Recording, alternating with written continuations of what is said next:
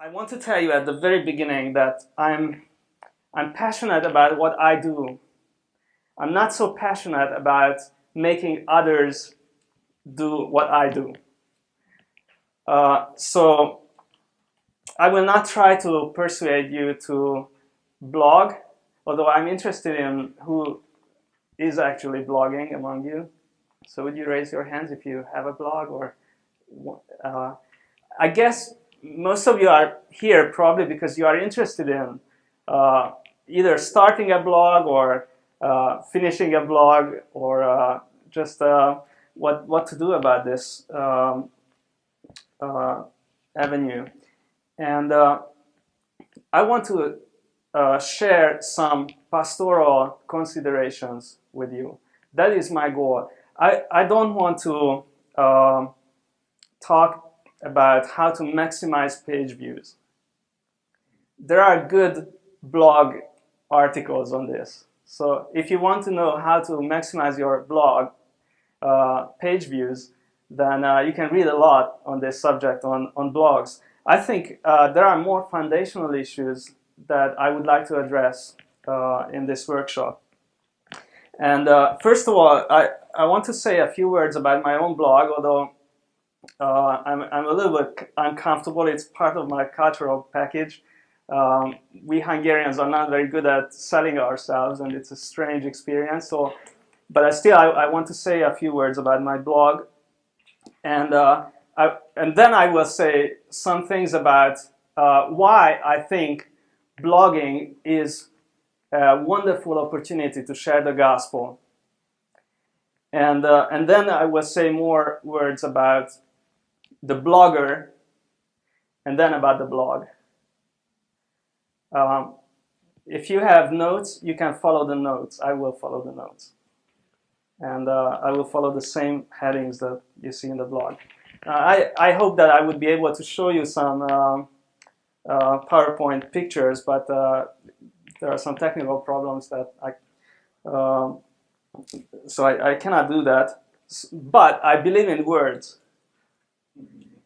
And I believe in the power of words. So if you just look at me and listen to my words, I hope you will hear interesting things and especially useful things. My blog is called Divinity, which has all kinds of connotations. And when I started this website, I knew that I wanted to write articles and I wanted to share my thoughts in the areas of theology, spirituality, and culture. I didn't really care about who will read my thoughts. I believed that my thoughts were true and important, but I didn't know what to expect when I started the blog. And I didn't ask anyone to exchange links. I was interested if people would recommend my blog to each other. I didn't start a Facebook account for my blog because my goal was not to maximize page views. My goal was to share my thoughts that I thought were true and important. So I was very surprised by what I experienced. I started my website about 2.5 years ago, and I'm very honored, Glenn, that you came in. And last year was the second full year, and at the end of the year I had 0.5 million page views, which is not hits, it's the actual number of articles opened on my website, which is not a lot if you think of a very popular blog, but when you think of a theological blog in a country where the percentage of evangelicals is less than probably 3%, or I don't know, somewhere around that, it is a lot. And on an average day, I have about 1,000 page views. Sometimes it can go up to 7,000, 8,000. 3 days ago, I had more than 10,000 on a single day. So I was very, very surprised by that. And many of the articles are republished in other websites, or links lead to that. And I have a list of English essays, articles, and studies, which draws readers from all around the world. So in an average month, I have regular visitors from about 100 countries in the world, which is really fascinating to me, and it took me as a really, really big surprise. And all kinds of things come as a consequence of that. I get many invitations. I get many, many letters from people that I had never known. Sometimes I feel I don't do anything else but answer emails. So I have to make strategic decisions in my schedule and calendar.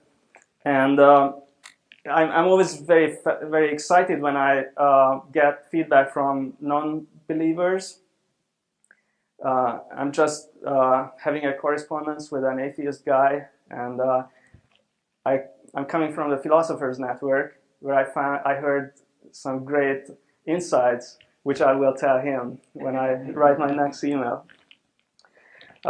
So I just told you this because I found that the Lord blessed this ministry, and it went beyond my original expectations, way beyond my hopes. But Bob Beale says that the most important things in life are not measurable at all. And he said, you can quote me on this, so I've just done that. I think for many people, the people who come to my website, they just think or they want to know what a thinking evangelical says about the world. And it's interesting for many people. And that is like planting a flag and then doing many things around it.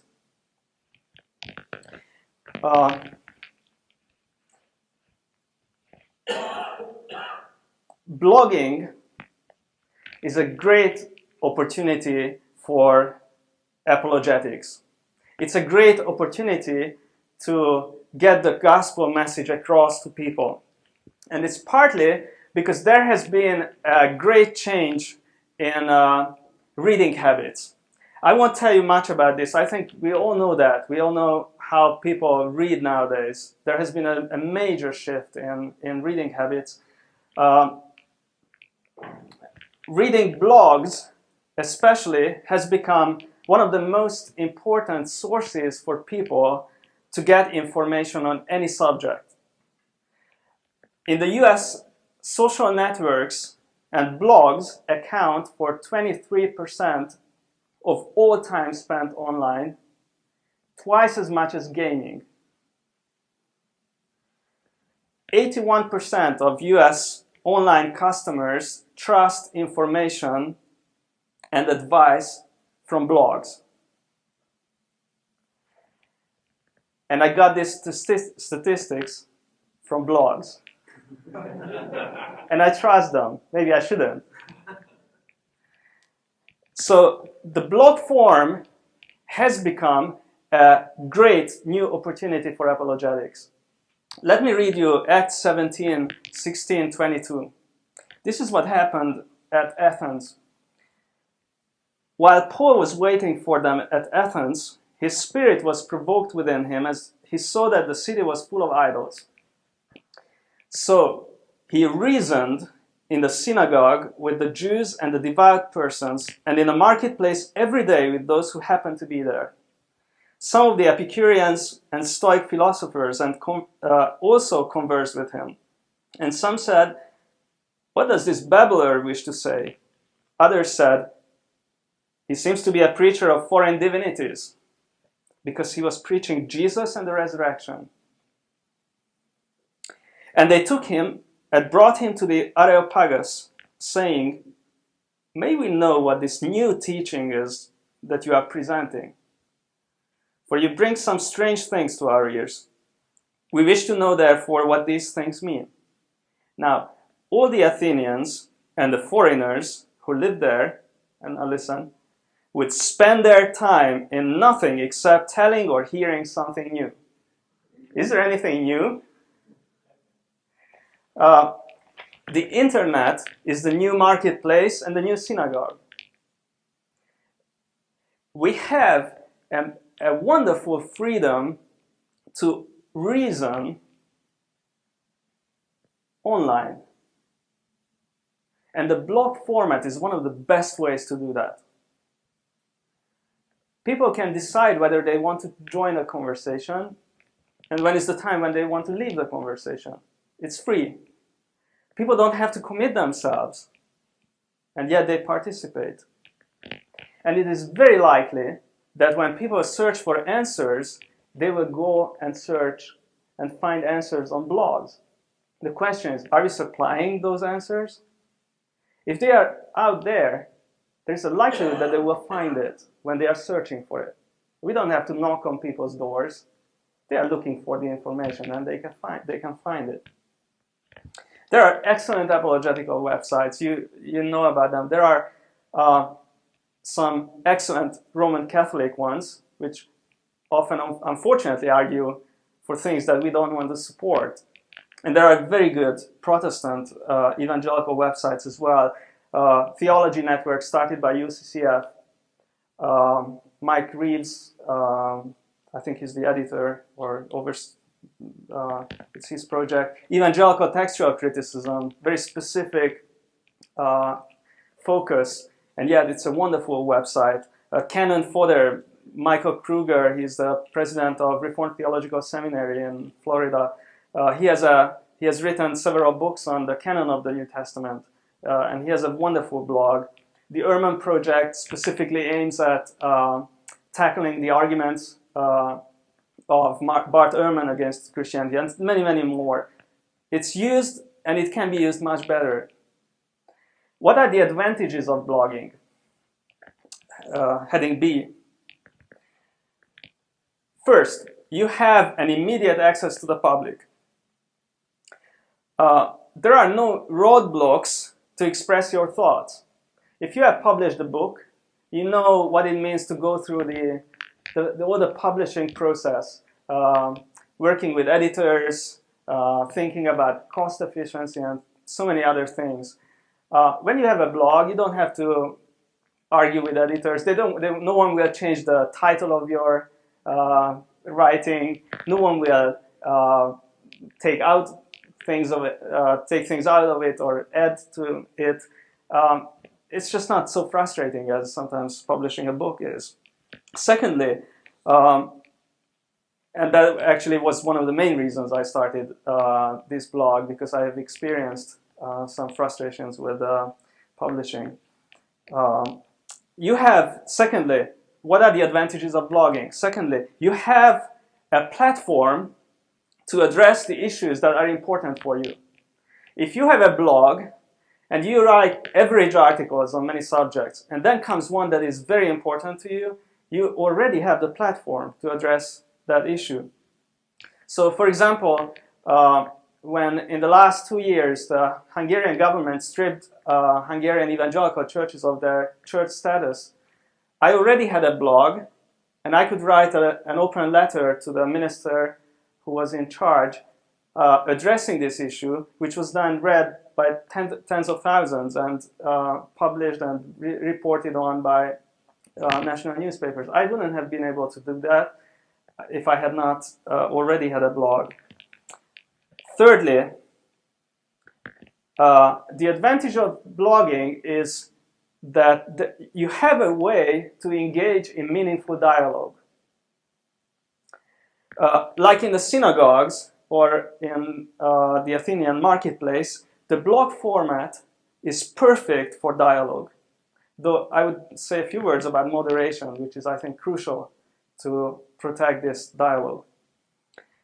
And fourthly, when you have a blog, you write briefly and still have or can have a major impact on the world of thought.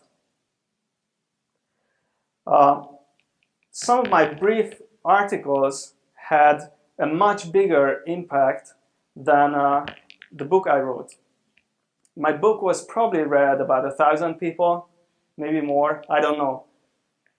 But last week, or 3 days ago, I wrote an article on a Hungarian alpinist, a mountaineer, who has just died, and caused a lot. It stirred the Hungarian heart that he died. He was called Strong Zsolt.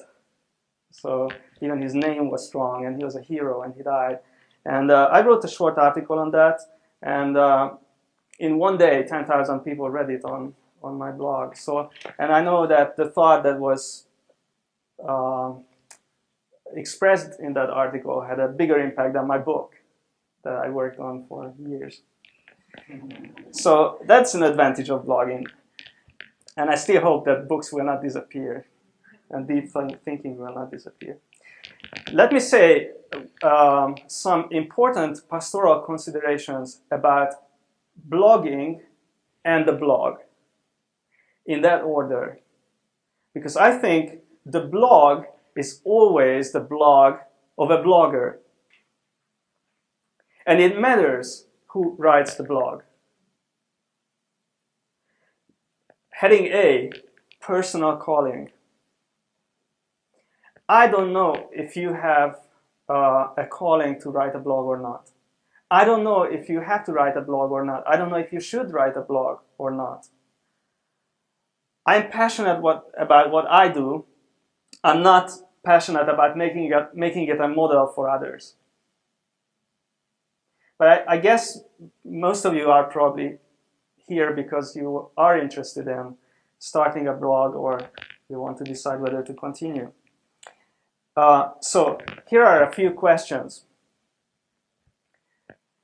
Ask yourself, do I have a message that I'm passionate about? I think this is probably the number one message, number one consideration. Have I got a message that I'm passionate about? Don't write if you just want to write. Write if you have a message. People sense passion and are drawn to it. When people feel that you are convinced and passionate about what you write about, they are drawn to it. So this is a major question. Do you have a message that you are passionate about?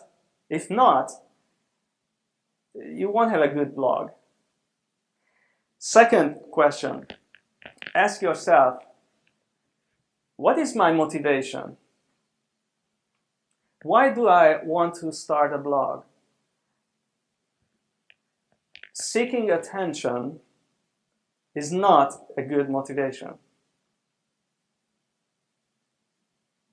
If you want to justify your identity, as we heard last night, by blogging, that's a dead-end street. So ask yourself, does God want you to communicate a message? Did he entrust you with a message, and did he ask you to convey that message by blogging? And if you suspect the answer is yes, then talk to someone who knows you well, who is bold enough to tell his honest opinion about you. And ask him if he thinks or she thinks you should start a blog. Because I think it needs personal calling, and there are reasons for that. If you are passionate about your message, you have a message, you are passionate about it, you have a good motivation, don't write under a pseudonym. Don't start a blog under a pseudonym. Anonymity is irresponsible. If you have a message, be the messenger of that message. Don't hide behind pseudonyms. I understand why people do that. I don't think it's a good idea. If you have a message, be the messenger.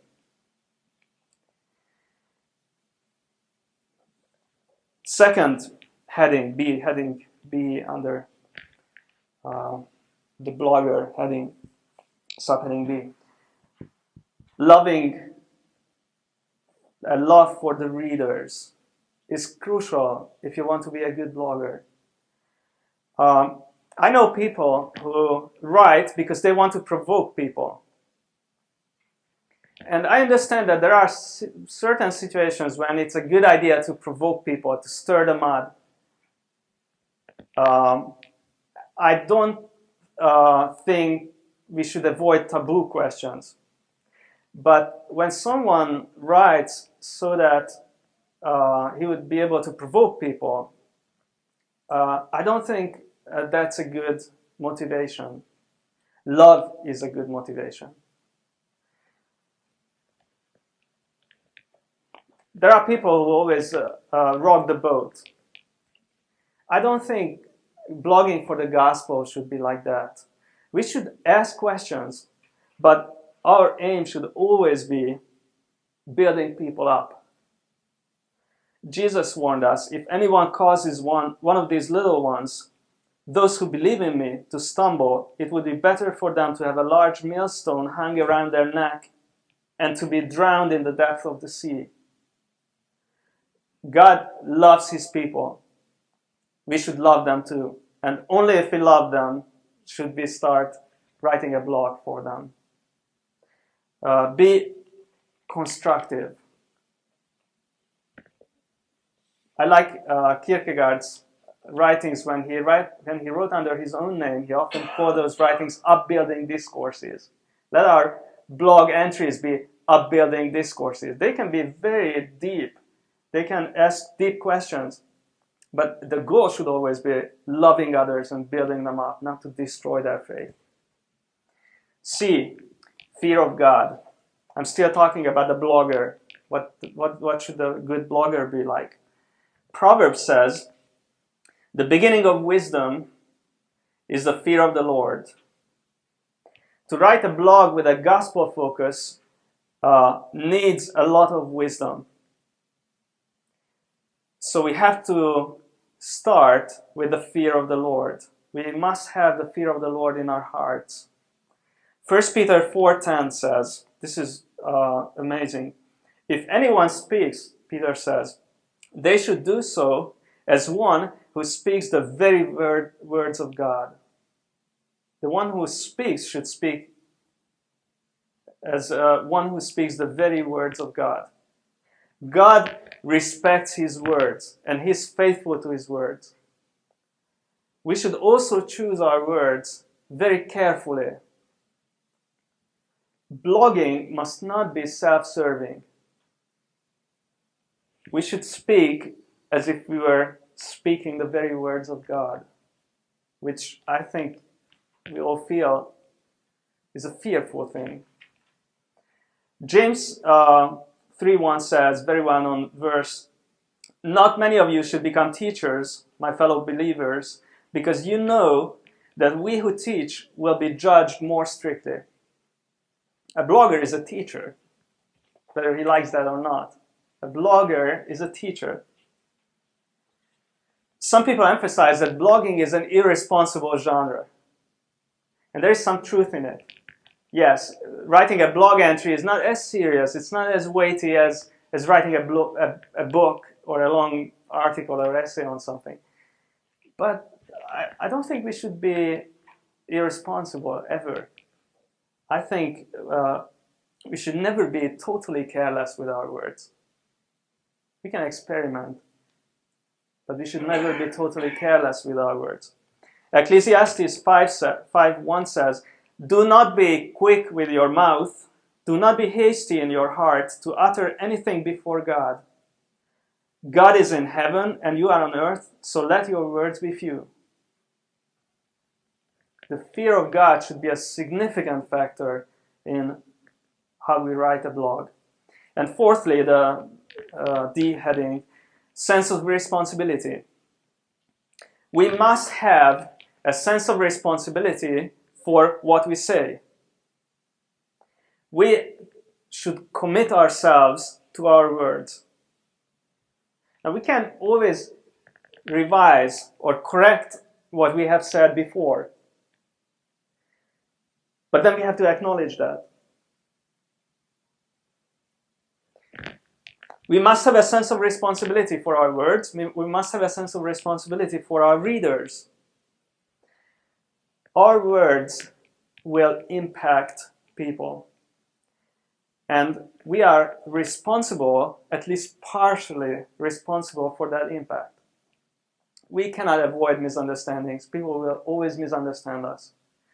But we are responsible for the impact, or some of it. And therefore, we have to write in a way that is responsible. We must think of how our thoughts will be received. We must have a sense of responsibility for the people of God, for the church. We don't want to destroy people's faith. We want to build them up. I talked about this. And we must have a sense of responsibility for our time. Ephesians 5:15-16 says, "Look carefully, then, how you walk, not as unwise, but as wise, making the best use of the time, because the days are evil." We are responsible for our time and our time commitments. And that has a lot to do with the next one. We must have a sense of responsibility for our family. We simply cannot spend our whole life on the internet. And I'm struggling with that. I'm looking for ways to solve this. This is a problem. But I'm aware of this. I have a sense of responsibility for my boys and my wife. Okay, so the blogger should be like this, I think. What should be the blog like? You have to make, if you decided to start a blog, you have to make strategic decisions before you start it. One of the first major decisions is, do you want to do it alone or together with others? There are at least three options. One, if you do it with others. There are clear advantages of that. Depending on who you do it with, it can boost your credibility. You can achieve more together. There are good examples of that. Evangelical textual criticism, I mentioned that. It's a great example of a joint effort. Call to Communion website done by Roman Catholics. They do an apologetic ministry toward Reformed Protestant Christians. They want to make them Catholics. It's a joint effort. From their perspective, it's an excellent teamwork. You can decide to do it with others, but you can also decide to do it alone. And there are clear advantages of doing a blog on your own. Joint efforts tend to become blunt, lose their focus. It is difficult to get many people do the same thing or to have a common voice. When you do it alone, there's less need of adjustment. Your blog can become much less eclectic. You can keep, if you have a message and a clear focus, you can more easily keep that focus if you are alone. And there is a coherence and an integrity that is often, in my experience, is often missing from team efforts. But I think it depends largely on what kind of person you are. There are people who like working together with others, and that's when they are most effective. There are people who like to work on their own, and that's when they are more effective. Probably that can determine which way you go. And there are very good examples of blogs done by individuals. And there can be mixed solutions. I think what the Gospel Coalition in the States does, they have one website which has various blogs done by individuals. So there's an umbrella under which all people have their own blog. So that's the number one question. Do you want to do it alone or with others? Second question, what will be your focus? You must have a focus if you want to have a good blog. If you start a blog and then talk about your car, your cat, photography, predestination, the canon of the scripture, collecting bugs, it can be interesting, but I don't think many people will take it seriously. You must have a focus, something that you are passionate about, that can the blog be about. My focus, the focus of my blog is theology, spirituality, and culture under God, which is almost too wide. It's almost too wide as a focus. I try to emphasize that I speak about theology, I speak about spirituality, I speak about culture from a godly perspective. So what is living before God look like in these areas? But I'm a generalist, so a narrower focus would kill me. I need that scope, I need that space, but I have to make sure I remain within those boundaries so that my blog would not lose its focus. Another strategic question that you have to decide on is, how often do you want to write? The most popular frequency for blogging is weekly. About 60% of bloggers write weekly. Only 10% write daily. I write 2 or 3 times a week, and I try to discipline myself to always post a new one within 4 days. Another very important question, what will be your style? And I'm convinced that on the long run, the style that you choose should be who you are. Don't try to use a style that you are not. Not even if you believe that that's a need. If you try to fulfill a need with a certain style, but if it's not your style, it will come across and it will badly affect your blogging, and you will always fall back on who you are. So choose your style and choose it according to who you are. Now, I think you can always experiment with different voices. When I write an entry on exegesis, my style is much more scientific, much more objective and matter of fact. But I like experimenting with poetry or more poetic language, metaphors. So when there are subjects that I think are more conducive to a more artistic style, I like to experiment with that. But I never want to go outside the realm where I'm competent and try to force on myself a style that I am not. Another strategic question, will you allow interaction on your site? Will you allow interaction? And I think you should. It is part and parcel of blogging. It's part of the genre. So it would be very strange if you didn't allow interaction. And then ask yourself, will you have the time, the energy, and the money to do it? Blogging is a commitment. American journalist Hunter Thompson said, anything worth doing is worth doing right.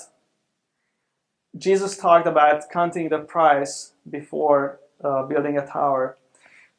So that's also a question for consideration. I want to give you tips for excellence and tips for maintaining excellence, and then I'm done talking and you can ask your questions or give your feedback.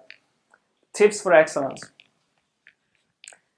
I cannot emphasize enough, visual appearance is crucial. When visiting a site, it takes less than 0.2 seconds to form an impression.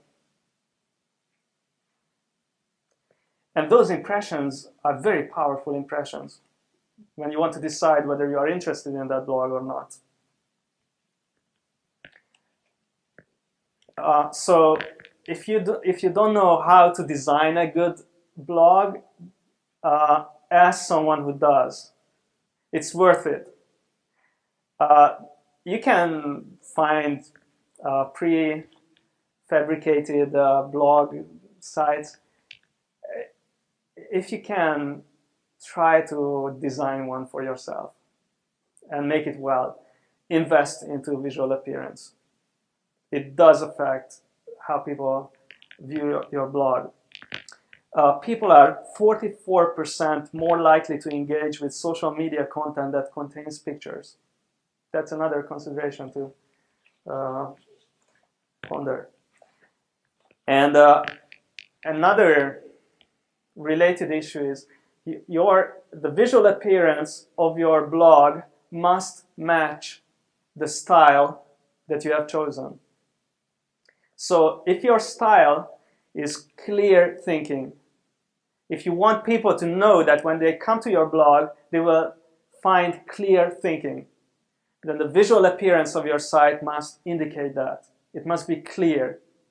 If it's littered with all kinds of junk, if it's full of,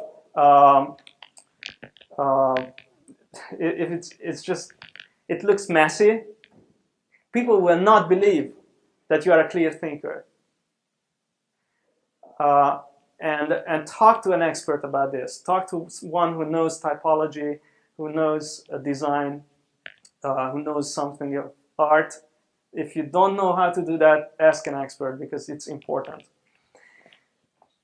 If you want to have a playful website, let the visual appearance be playful. If you want a serious one, again, let the visual appearance be serious. If you want to show that you have a historical awareness, let the visual appearance of the site reflect that. Depth of thought. Once you have decided what the focus of your blog is, and I think it must be what you are passionate about. So, do you have a message? Are you passionate about it? Let that be the focus of your blog. And if you have a focus for your blog, study that issue. Read a lot on that issue. Read continuously. And then you will always have material for your entries. If you keep up with what's going on in that area, if you are interested in writing about child abuse, because that's the area that you want to have a blog on, study that area, be update on that, read, and then you will always have thoughts on that issue to write about. Another question is the length of articles or length of entries.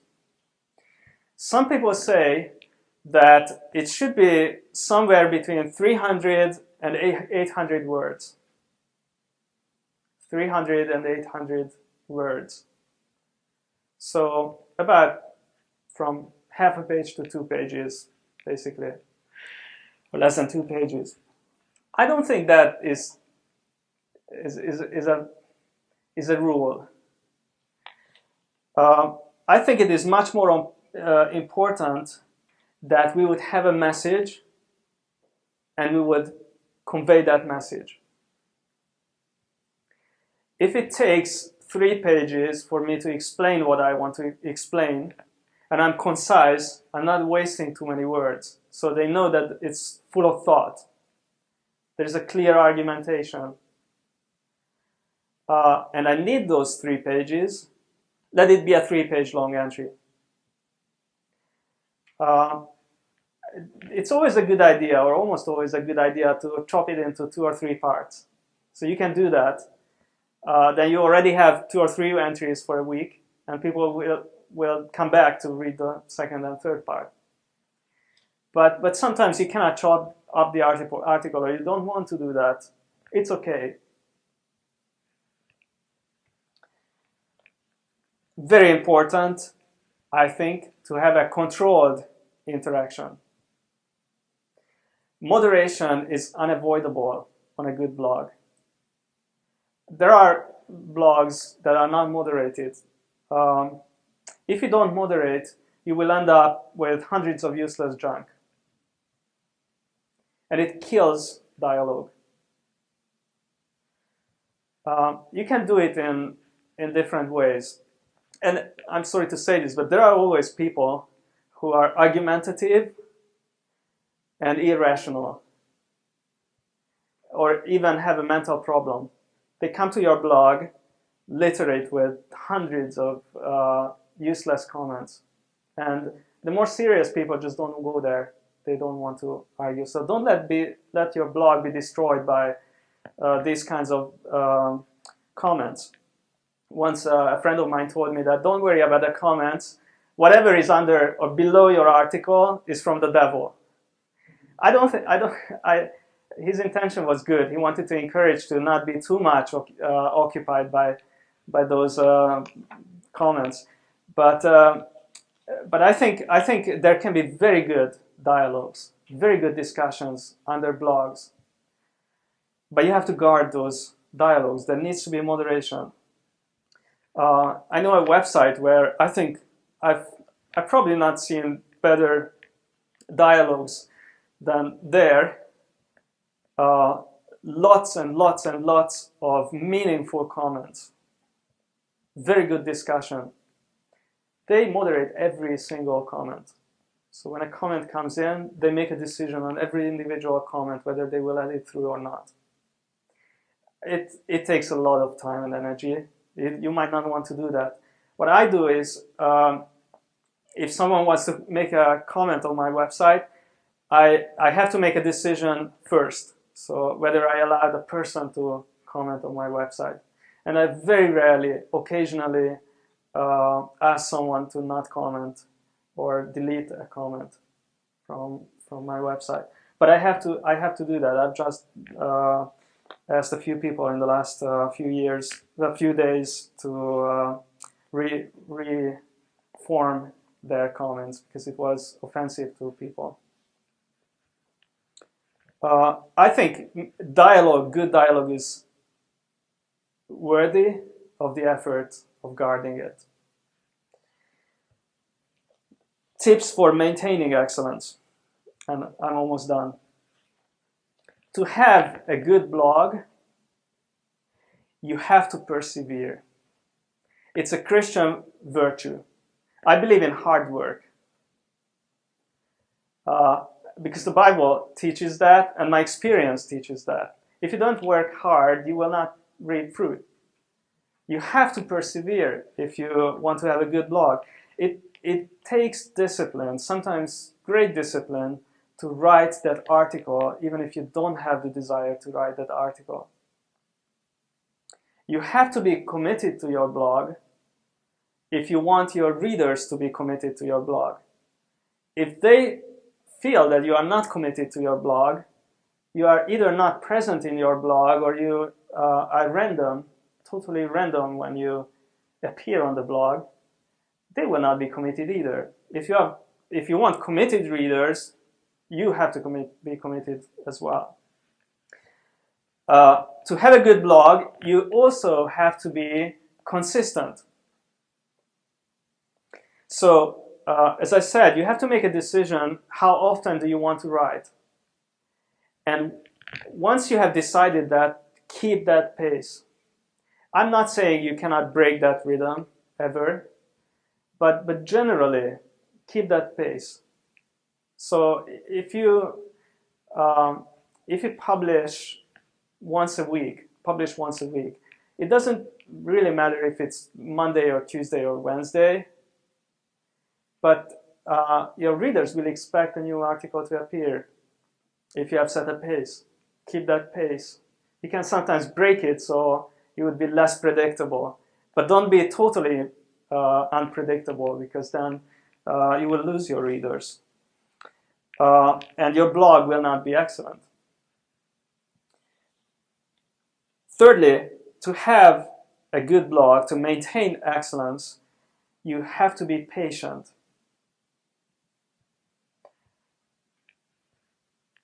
I've seen bloggers destroy their own blog, sometimes destroy their own reputation by being too hasty,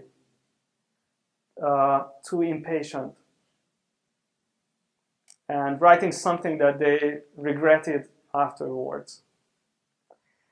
I make it a discipline never to publish an article on the day when I write it. I write the article and let it, what's the word, simmer? So, because when I write an article, read it the next day, I always find mistakes in it, and I always find paragraphs that I should rewrite, and often find sentences that I don't agree with. So it's very important to be patient.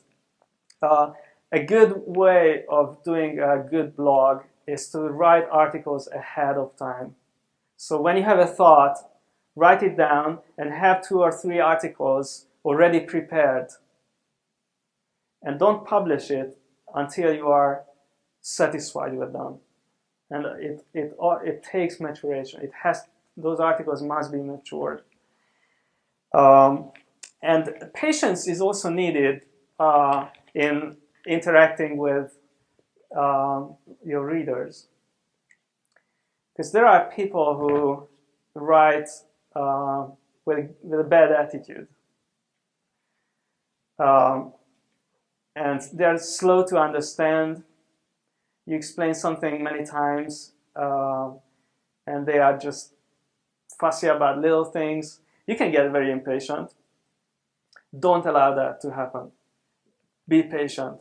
Remember, if we are blogging for the gospel, we are representing Christ.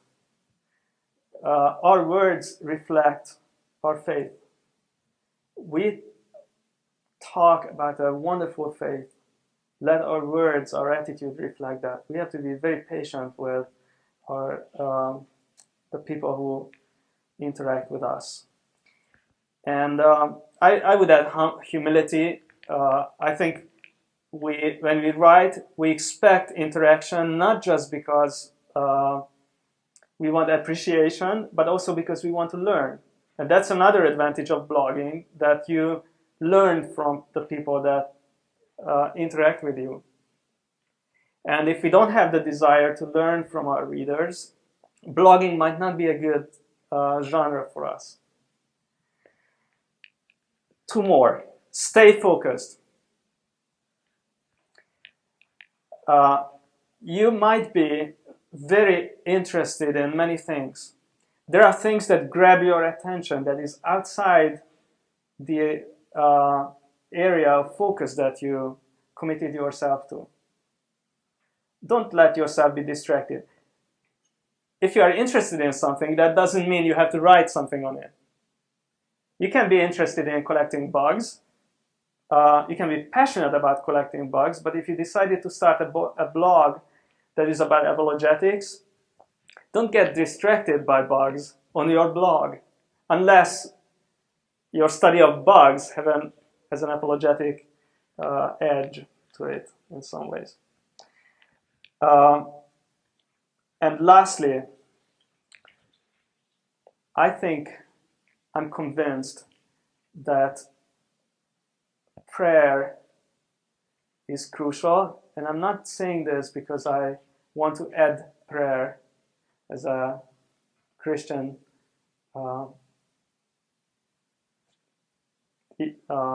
topic, but because I don't think you can write a good blog in Christ's name if you're not a prayerful man. We have to write coram Deo, in the presence of God. So when I start my day, I open my emails, see how many comments I got, or go to my website, look at my comments, and usually I don't read them before I had a devotion with the Lord, because I know that maybe an answer that I write someone can change his life or her life. It can change it in a good way, or it can change it in a bad way.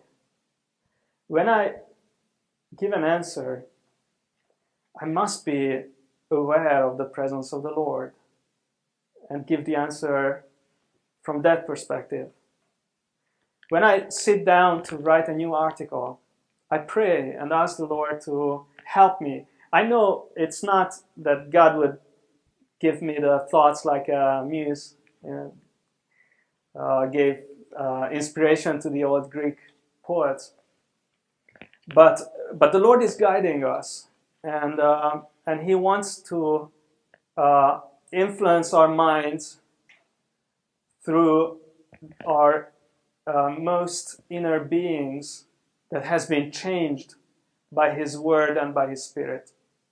So that's the last thing I want to emphasize, that if you write a blog, pray.